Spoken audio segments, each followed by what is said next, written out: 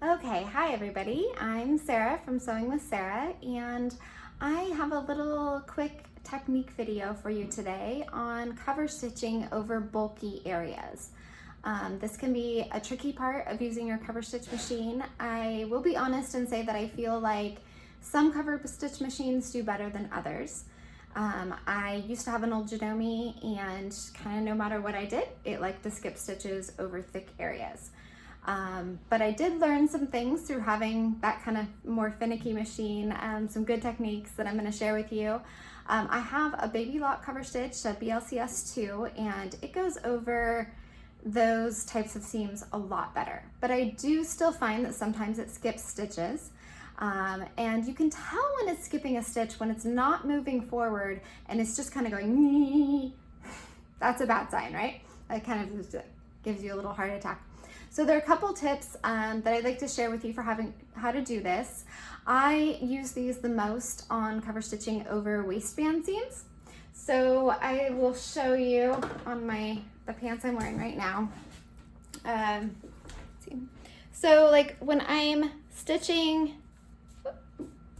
down my waistband seam here, there's a bulky spot here on the pocket. There's a little bit of a bulky spot here at the side seam. Those kinds of spots tend to be where my machine struggles sometimes. So I have a couple tools here that I'll share with you, and then I'll show you on my cover stitch machine how I'm actually using these or what I'm doing as I sew. So my number one tip actually doesn't require any tools. It's just go slow. Your cover stitch machine can probably do over 1,000 stitches a minute, but just because you can go 200 miles an hour on the freeway in your car doesn't mean it's a good idea, right?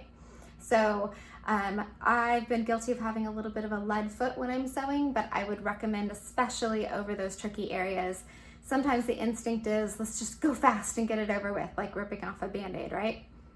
Doesn't really work with cover stitching. So go slow, hand crank if you need to. So when I'm coming up to a spot that I know my machine is going to struggle with, I will hand crank it over that area and maybe pull gently from the back as I do so. Now you don't want to pull a lot or you were definitely going to skip a stitch, but just gentle tension and then hand cranking it over that area can be helpful. Some other tools that are helpful, I stole this hammer from the garage and now it lives in my sewing room because hammering down those seams works. Okay, so when you've got a thick seam, this is a pair of Cavallo tights from Green Style that I'm working on. So this is, that pocket part, right? And I'm gonna do, there's the top of the pocket. You can see the binding here. I'm gonna do a reverse cover stitch on this. And you can see on the back side, I can feel that that's kind of a bulkier spot with my finger, okay? So I might, from the wrong side, lay this down on a table, put something below and above it, like a scrap piece of fabric, because you don't want to be hammering directly on your fabric, okay? And I might just kind of gently pound that down, okay? So pounding those seams actually can do quite a bit in making it easier for your machine to go over them.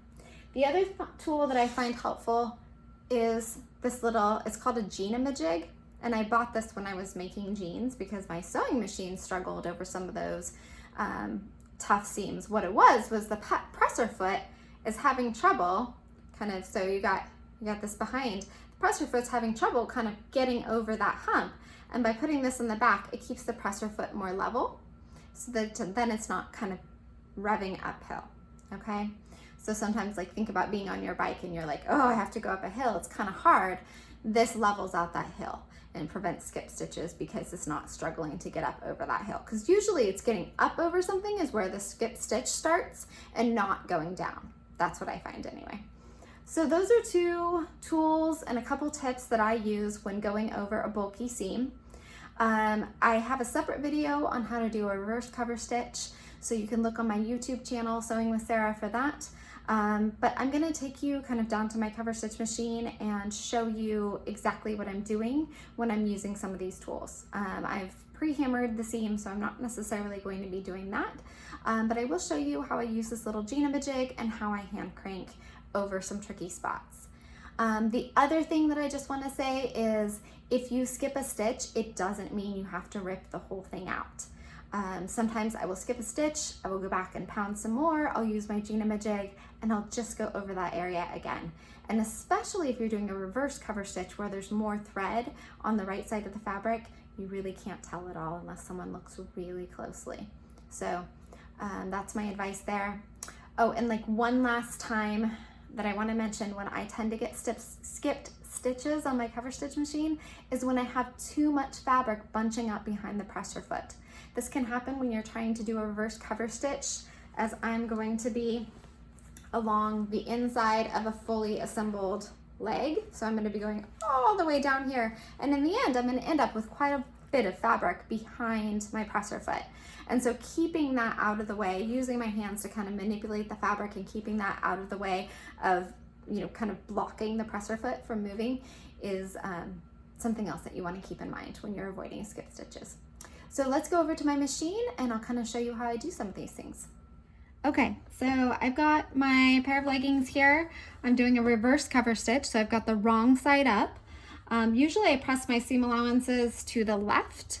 I have all 3 needles in. This time I'm pressing them to the right because I find that the easiest way to go through one of these legs is from the top to the bottom. So I've got this, the spot that I'm stopped at is where the binding meets the pocket, and this is a little bit of a bulky spot.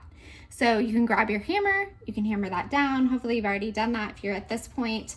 I'm going to demonstrate how I just kind of go slow and use the hand knob on the right hand side of the machine. So here I am, I'm starting to feel like it's getting up toward, it looks like I need to pull that out the back. It's getting up toward the top of that hump. And so I actually have a piece I chained onto in the back from the beginning. And so I started sewing on a scrap and then immediately sewed onto my leggings. So I have something to hang on to here. And this is where I'm just kind of putting a little bit of tension, and I'm just hand cranking those needles until I can feel that for the most part, I'm over that hump, or at least in the middle of it, okay? This is also where you could take your jig or your hoop jumper, I think they call them, and you could lift up your presser foot and slide it under there. And that levels out the presser foot, and then it kind of just moves out the back as the fabric moves. So you can see how smoothly it went, and then my jig just came out the back. I'm also being careful not to let fabric get bunched up back here, okay? And what you saw at first happening was I had some needle threads that were kind of stuck up here and needed to be pulled out the back. So that's another thing to watch for. But as I sew, make sure my presser foot is down. I'm just going to keep going right along here. And I should be good to go. If you are getting a skip stitch, you should see this go up and down, but your fabric's not really moving forward, especially if it's a bulky spot. So sometimes that's what happens. So I hope that's helpful for you. Let me know if you've tried some of these techniques and they've worked. I'd love to hear. And you can access my other tips and tricks on my blog, sewingwithsarah.com, or on my YouTube channel, Sewing with Sarah.